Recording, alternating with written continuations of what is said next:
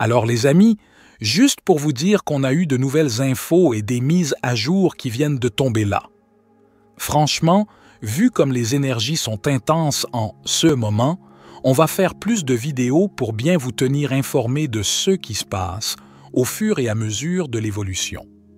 Comme je l'ai mentionné, nous traversons une période d'activité solaire particulièrement intense ces derniers jours. Cette activité se manifeste par de puissantes éruptions, comme cette M8,5 et la M6,4 qui l'a suivie, ainsi que des éjections de plasma. Ces événements proviennent principalement de grands groupes de taches solaires, notamment le groupe 4114, qui est actuellement en position de nous affecter directement puisqu'il se trouve face à la Terre. Imaginez le Soleil comme un immense fourneau magnétique bouillonnant. Les taches solaires sont des zones où ces champs magnétiques sont particulièrement intenses et complexes. Lorsque ces champs s'en mêlent et se réarrangent soudainement, cela libère d'énormes quantités d'énergie sous forme d'éruptions, des flashs de lumière et de radiation et d'éjections de masse coronale, des bulles gigantesques de plasma, gaz très chaud et chargé électriquement, projetés dans l'espace. Ces éjections de plasma voyagent à travers le système solaire. Si elles sont dirigées vers la Terre, elles interagissent avec notre planète. Mais comment? Pensez à l'ionosphère comme la couche la plus haute de notre atmosphère, mais qui n'est pas juste de l'air. C'est un peu comme un océan de particules chargées, plasma. Pourquoi est-elle chargée? Parce que le rayonnement du Soleil arrache des électrons aux atomes dans cette couche, créant ainsi des ions positifs et des électrons libres. Cette couche chargée est essentielle pour les communications, notamment la radio et les signaux GPS. Quand une tempête solaire arrive, elle perturbe cette couche. L'énergie du Soleil induit des courants électriques massifs dans l'ionosphère. C'est un peu comme si un courant fort était injecté dans un circuit. L'état de charge de l'ionosphère, si elle est déjà très chargée ou non, détermine en partie à quel point elle peut conduire ces courants induits par le Soleil. Si elle est modérément chargée comme actuellement, l'impact des courants solaires sera moins amplifié que si elle était superchargée. Autour de la Terre, notre champ magnétique piège des particules chargées provenant du vent solaire, formant des ceintures, les ceintures de Van Allen. C'est un peu comme des réservoirs d'eau très énergétiques. Lors d'une tempête solaire, l'arrivée de nouvelles particules et la perturbation du champ magnétique peuvent faire déborder ces réservoirs. Les particules piégées, qui voyagent à des vitesses proches de la lumière, peuvent alors être précipitées vers l'atmosphère inférieure, y compris l'ionosphère. Ces particules très énergétiques qui descendent ajoutent à la charge et au courant dans l'ionosphère, amplifiant les effets de la tempête solaire. Si les ceintures de radiation sont déjà très pleines au flux, l'impact sera plus fort. Si elles sont à un niveau modéré comme maintenant, l'amplification sera moindre. La Terre est inclinée sur son axe. Pendant le solstice d'été, dans l'hémisphère nord est incliné vers le Soleil. Pendant le solstice d'hiver, c'est l'hémisphère sud. Aux équinoxes, printemps et automne, la Terre n'est inclinée ni vers ni loin du Soleil. Cette inclinaison change la façon dont le champ magnétique terrestre est orienté par rapport au vent solaire qui arrive. Aux équinoxes, l'alignement est plus favorable pour que l'énergie solaire se connecte et soit transférée efficacement à la Terre. On parle de reconnexion magnétique. Au solstice, l'angle est moins direct, ce qui rend la connexion moins forte et réduit généralement l'impact des tempêtes solaires. C'est un peu comme essayer d'attraper le vent avec un filet. L'angle auquel vous tenez le filet change la quantité de vent que vous attrapez. Le vent solaire transporte son propre champ magnétique. L'orientation de ce champ, en particulier sa composante nord-sud, appelée BZ, est cruciale. Le champ magnétique terrestre pointe généralement vers le nord au pôle nord magnétique. Si le champ magnétique solaire arrive avec une composante BZ pointant vers le sud, il s'aligne à l'opposé du champ terrestre au niveau de la face de la Terre exposée au Soleil, Les lignes de champ opposées peuvent alors se reconnecter, créant une porte d'entrée pour l'énergie et les particules solaires dans la magnétosphère terrestre. Si le BZS solaire pointe vers le nord, il est aligné dans la même direction que le champ terrestre, ce qui crée une répulsion et rend la connexion beaucoup plus difficile. L'énergie solaire a tendance à glisser autour de la Terre plutôt que de pénétrer. La difficulté de prédire précisément l'orientation du BZ solaire rend la prévision exacte de l'impact d'une tempête solaire très complexe. Maintenant, allons plus loin que les explications physiques pour explorer une perspective astrologique et spirituelle de ces événements. D'un point de vue énergétique et spirituel, l'activité solaire intense et les configurations planétaires ne sont pas de simples coïncidences ou des perturbations aléatoires. Ils sont vus comme des manifestations d'un processus cosmique plus vaste, un grand nettoyage et une accélération de l'évolution. Les éruptions solaires et les éjections de plasma ne sont pas seulement des particules physiques, elles sont porteuses de fréquences vibratoires élevées, d'informations et de codes de lumière. Le Soleil est considéré comme un centre de conscience, émettant des énergies qui influencent la vie à tous les niveaux dans le système solaire. Lorsque ces vagues d'énergie solaire atteignent la Terre, elles interagissent non seulement avec magnétosphère, ionosphère, mais aussi avec son champ énergétique subtil, souvent appelé l'aura de la Terre ou sa grille cristalline. Cette interaction crée une résonance ou une dissonance. La Terre, en tant qu'être vivant, accumule des énergies de basse fréquence, la peur collective, la colère, le traumatisme des conflits, l'impact énergétique de la pollution, les schémas de pensée limitants de l'humanité. Les énergies solaires agissent comme un puissant agent de purification. Elles remuent ces énergies stagnantes pour les aider à se libérer.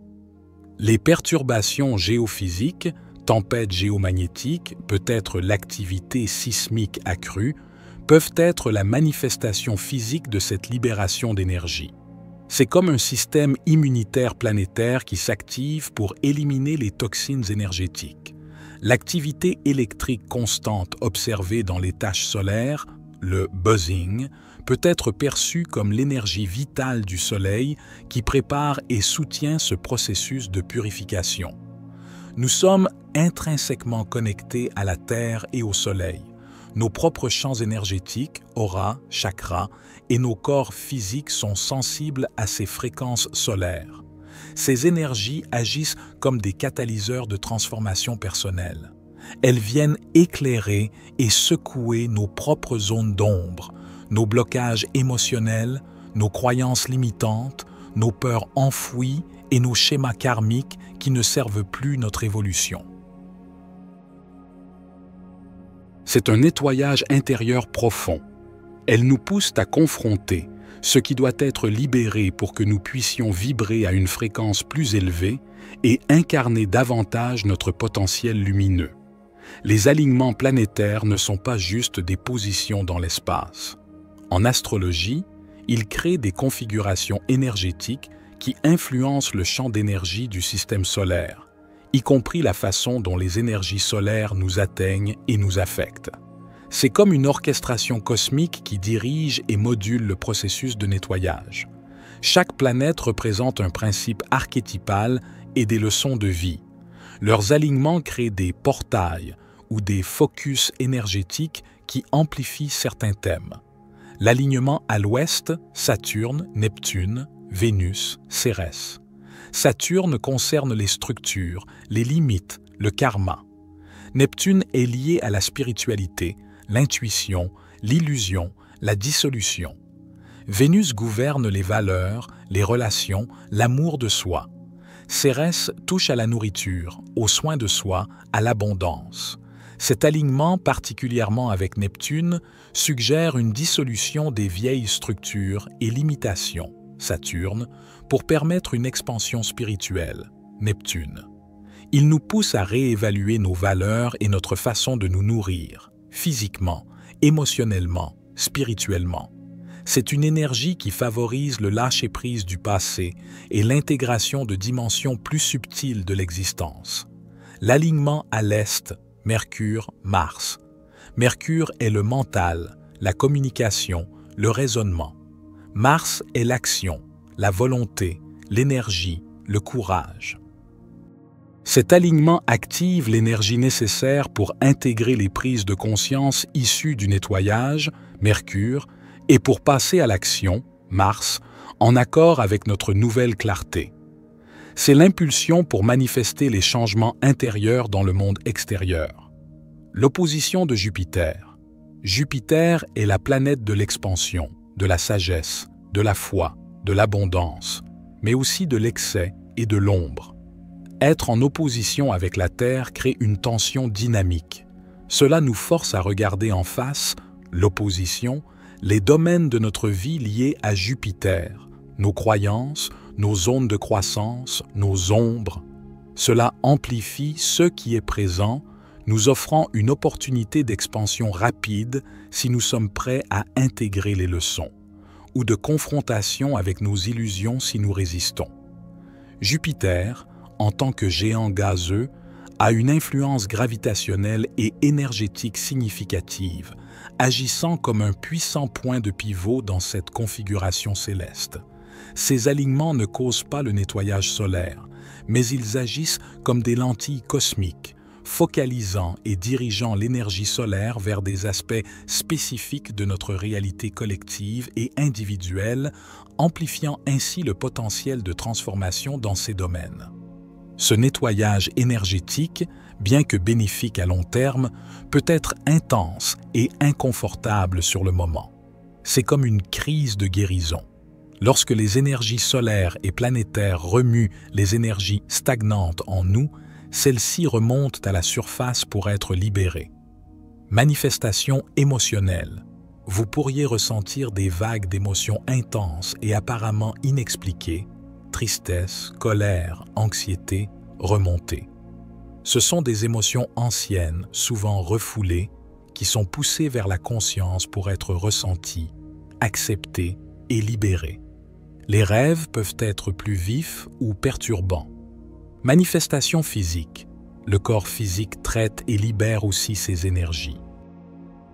Cela peut se traduire par une fatigue inhabituelle, des maux de tête, surtout au niveau du front ou du sommet du crâne, liés à l'activation des centres énergétiques supérieurs, des symptômes digestifs, des douleurs musculaires ou articulaires, ou une sensation générale de détox. Le système nerveux peut aussi être mis sous tension, provoquant de l'agitation ou de l'irritabilité. Manifestation mentale. Le mental peut s'emballer, avec des pensées récurrentes ou une sensation de confusion. De vieilles histoires ou croyances peuvent refaire surface. Puis, après la libération, une clarté soudaine et de nouvelles perspectives peuvent émerger. Manifestation spirituelle. Paradoxalement, malgré l'inconfort, c'est aussi une période d'accélération spirituelle. L'intuition peut être plus forte, les synchronicités plus fréquentes. Vous pourriez ressentir un désir profond de changer de vie, de vous aligner davantage avec votre vérité intérieure ou une connexion plus palpable avec votre âme ou le divin. C'est le signe que les couches de basse vibration sont nettoyées, permettant à votre lumière intérieure de briller plus fort. Accueillir ce processus avec conscience est essentiel. Reposez-vous, hydratez-vous, passez du temps dans la nature, pratiquez la méditation ou la pleine conscience. Permettez aux émotions de circuler sans jugement et soyez doux avec vous-même. C'est une opportunité incroyable de croissance rapide. Au-delà des prévisions de météo spatiale classiques, cette période d'activité solaire intense, soutenue par des configurations planétaires spécifiques, peut être vue comme un moment crucial de nettoyage et de recalibration énergétique pour la Terre et pour chacun de nous. C'est une invitation à lâcher prise de ce qui ne sert plus, à intégrer de nouvelles fréquences et à nous préparer à un futur vibrant et aligné. Ces événements nous rappellent la nature dynamique et interconnectée de notre système solaire et leur profonde influence sur notre expérience de vie. Merci encore de m'avoir écouté. Je vous souhaite à tous une belle intégration de ces énergies. C'était David pour la sagesse infinie. Soyez bénis, mes amis.